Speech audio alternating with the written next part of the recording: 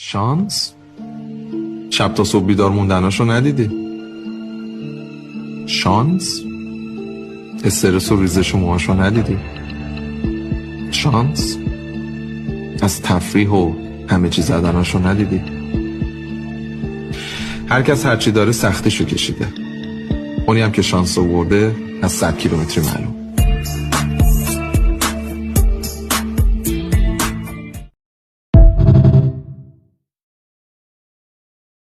شانس؟ شب تا صبح بیدار موندناشو ندیدی؟ شانس؟ استرس و ریزش موهاشو ندیدی؟ شانس؟